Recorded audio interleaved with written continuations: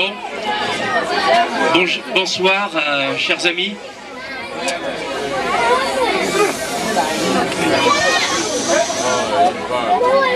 Je voudrais dire quelques mots et pas un discours, quelques mots en mon nom personnel, au nom de la coopération française, mais aussi au nom de notre ambassadeur, M. Didier Lebret, qui comptait venir, mais qui en a été empêché au dernier moment.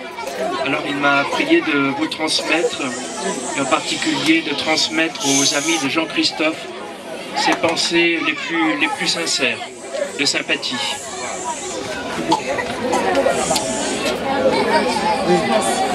Alors nous sommes ici rassemblés, effectivement, pour dire au revoir d'une certaine manière à Jean-Christophe.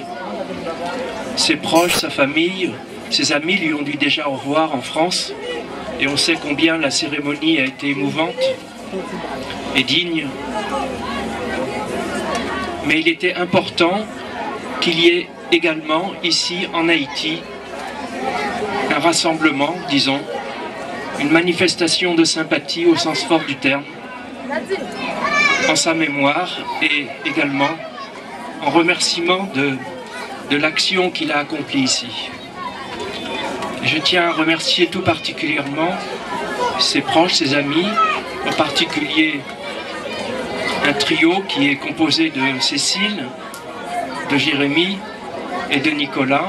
Ce sont eux qui ont été les organisateurs de ce moment qui nous rassemble, mais je voudrais aussi, je ne peux pas le faire, évoquer tous ceux qui, derrière moi en particulier, ont participé à cette organisation.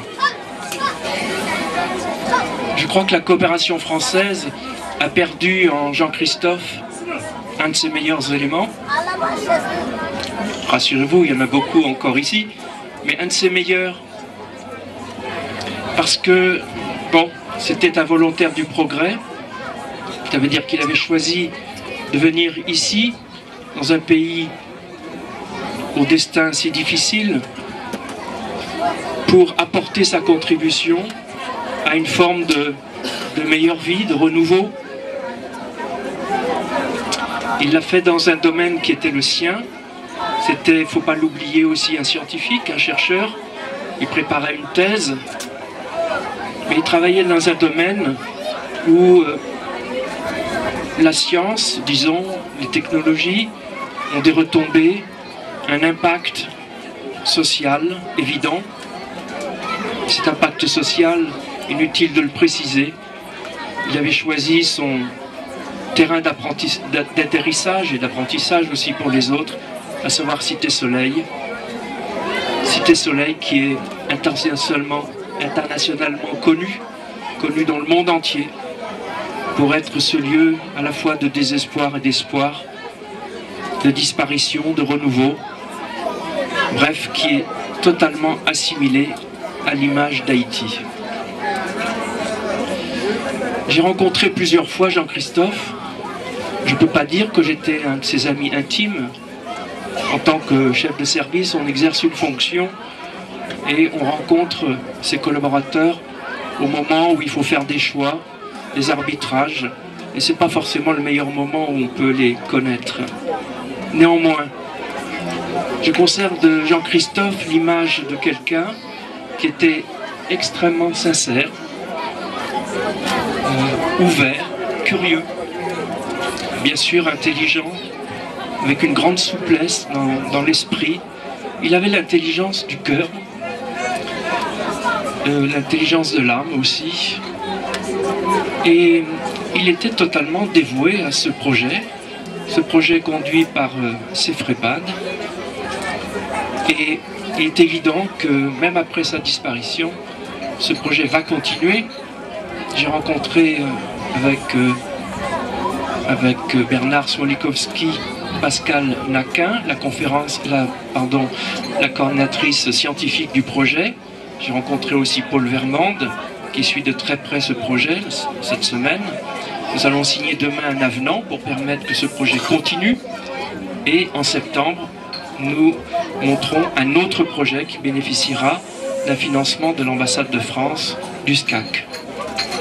Donc c'est bien que par là même on puisse dire que la disparition de Jean-Christophe ne signifie pas la fin de tout. Non, ce n'est pas le cas. Au contraire, si je peux dire, cet immense espoir qu'il a su manifester, incorporer par son action, son être, sa façon d'être, cet immense espoir, il faut que chacun d'entre nous qui est ici puisse s'en sentir quelque part responsable de sa transmission future. Ça a été dit dans les témoignages qui ont été lus du cœur par les personnes qui sont derrière moi.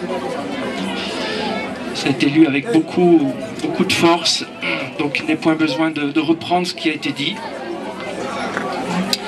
Va être inauguré un centre de valorisation des déchets qui porte le nom de Jean-Christophe.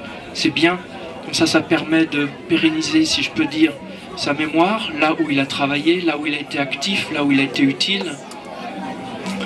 Je dirais pour ma part que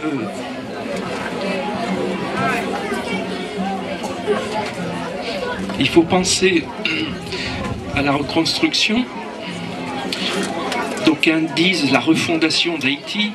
En tout cas, dans ce domaine là où nous sommes, il s'agit bien de reconstruction.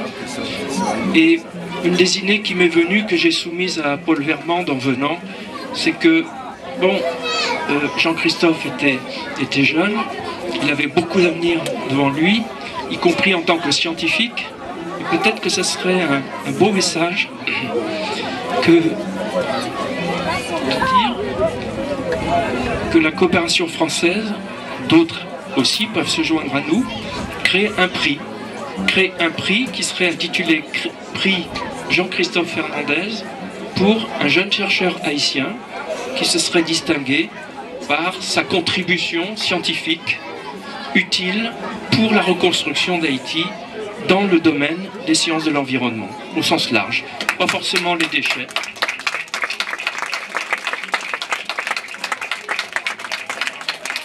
Je vous remercie beaucoup de vos applaudissements, parce que ça veut dire que finalement c'est une idée que vous partagez, et donc il va nous donner la force aussi de trouver les budgets pour cela.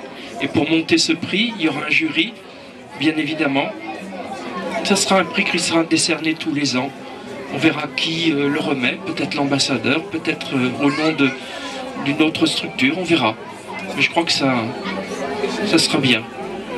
Voilà. Donc je vous remercie beaucoup de m'avoir écouté. Et sachez que notre émotion est à l'égard de la vôtre. Pas simplement parce que nous avons perdu un être cher, mais aussi parce que c'est un bel exemple. Un bel exemple.